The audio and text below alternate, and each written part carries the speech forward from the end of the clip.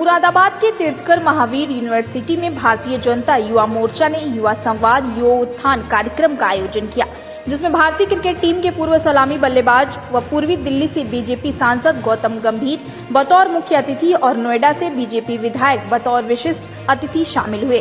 कार्यक्रम को संबोधित करते हुए सांसद गौतम गंभीर ने कहा कि युवा देश का भविष्य हैं, जो देश को बदलने में अहम भूमिका निभाते हैं। उन्होंने कहा कि राजनीति में आने पर सबसे पहले उनसे पूछा गया कि वह राजनीति में क्यों आए, तो उन्होंने कहा कि वह देश के युवा हैं और वह जमीन पर उतरकर देश को बदलना चाहते हैं। वहीं उन्होंने यूपी सीएम योगी आदित्यनाथ की तारीफ करते हुए कहा कि यह सब जानते हैं कि पिछले 5 सालों में उत्तर प्रदेश में सबसे ज्यादा विकास हुआ है, जिसके पीछे युवा मुख्यमंत्री का ही हाथ है। वहीं उन्होंने दिल्ली के मुख्यमंत्री अरविंद केजरीवाल का बिना नाम लेते हुए कहा कि कुछ नेता ऐसे भी हैं जो दिल्ली जैसे छोटे से क्षेत्र को नहीं संभाल पा रहे हैं। बीते 5 सालों में यूपी में विकास की गंगा बह रही है और कोरोना में यूपी सरकार ने सबसे अच्छा काम किया है, जबकि दिल्ली में कोरोना काल के दौरान सबसे ज्यादा दिक्कतों का सामना करना पड़ा। आज जब वह उत्तर प्रदेश को देखते हैं तो सोचते हैं कि काश यूपी जैसा मुख्यमंत्री दिल्ली में भी होता। उन्होंने आगे कहा कि युवा और अच्छे लोगों को राजनीति में जरूर आना चाहिए, क्योंकि युवाओं की सोच और नीयत बिल्कुल साफ होती है और युवा ही देश को बदलने का जज्बा रखते हैं। देश का युवा, इसमें कोई दो राय नहीं है कि देश का युवा ही आगे जाके देश को बदलेगा और देश को बनाएगा। बहुत बार मुझसे ये सवाल पूछा गया था जब मैंने राजनीति में कदम रखा कि क्यों राजनीति, क्यों, और मैंने हर बार एक ही चीज बोली कि मैं एसी कमरे में बैठ के या फिर अपने ऑफिस में बैठ के या सिर्फ सोशल मीडिया पे हर चीज़ के बारे में बोलना नहीं चाहता था, अपनी ओपिनियन रखना नहीं चाहता था। क्योंकि सबसे आसान चीज़ है कि आप सोशल मीडिया पे कोई भी चीज़ देश में हो रही हो तो उसके बारे में ट्वीट कर दो या लिख दो या अपनी ओपिनियन बता दो। हम कई बार देखते हैं कि कितने लाइक्स आए, कितने रीट्वीट्स हुए, इससे देश नहीं बदलेगा। देश बदलेगा जब हम लोग सच्ची नीयत से इस देश को बदलना चाहेंगे जमीन पे उतर के।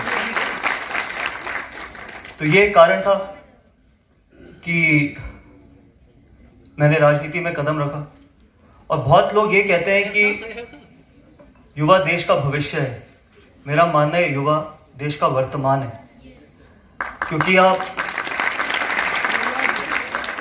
जब तक आप अपने विचारों को, आज अगर आप अपने विचारों को, अपनी भावनाओं को आगे नहीं रखेंगे तो कल ये देश बदलेगा नहीं। और मेरा राजनीति में कदम रखने का एक और बहुत बड़ा कारण ये था कि मैं युवाओं की आवाज़ बनना चाहता था। जो राजनीतिक फैसले हैं उनमें युवाओं को ज़्यादा भूमिका मिले, उसके लिए मैं राजनीति में आना चाहता था। देखिए, हम सब जानते हैं कि पिछले 5 साल में यूपी में कितने काम हुए, कितनी तेज़ी से यहाँ काम भी हुए और तरक्की भी हुई है, और उसके पीछे युवा मुख्यमंत्री का ही हाथ है।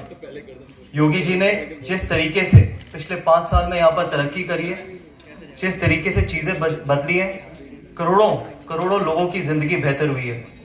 आप चाहे कोरोना को देख लीजिए या फिर लॉ एंड ऑर्डर सिचुएशन देख लीजिए। इस देश का सबसे बड़ा जो प्रदेश है, योगी जी ने उसको कोरोना की महामारी में भी सबसे आगे रखा। कई ऐसे भी नेता हैं इस देश में जो दिल्ली जैसे छोटे क्षेत्र को भी नहीं संभाल पाते, और आप सब जानते हैं मैं किन की बात कर रहा हूं।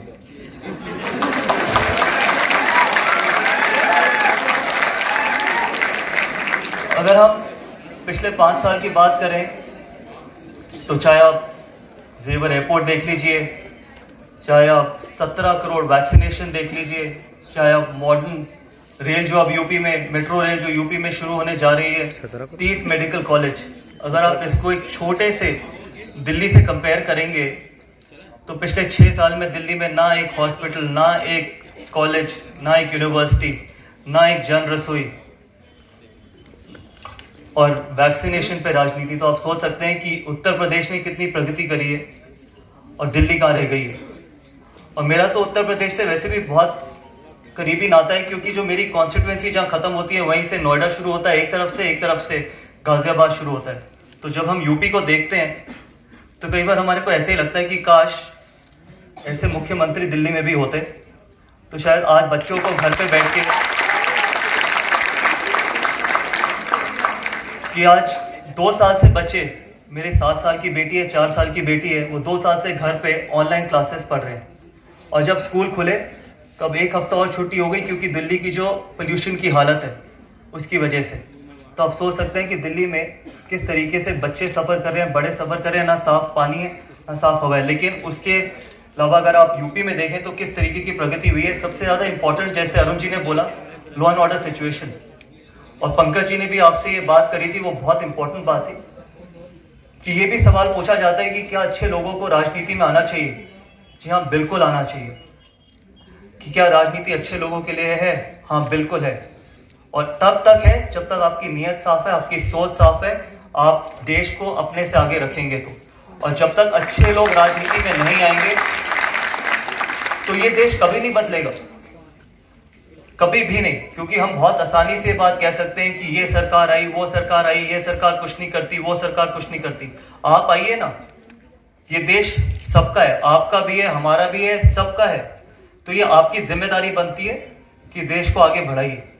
और साथ ही में मैं बहुत बड़ा भाषण दूंगा नहीं, क्योंकि मेरा हमेशा ये मानना रहता है कि आप जितने मुझसे सवाल पूछेंगे, पंकज जी यहाँ पर है, 2 हम युवा लोग यहाँ पर है, तो उतना बेहतर रहेगा। तो आप खुल के अपने सवाल पूछ सकते हैं और कोई भी सवाल पूछ सकते हैं, क्योंकि जिसके पास कुछ छुपाने को नहीं होता, जिसकी नीयत साफ होती है, वो हर सवाल का सामने से जवाब देता है। तो इसलिए आप खुल के सवाल पूछिए। बाकी आपने मुझे यहाँ पर बुलाया, इतना अच्छा स्वागत किया, मेरा इसका दिल से धन्यवाद। जय हिंद।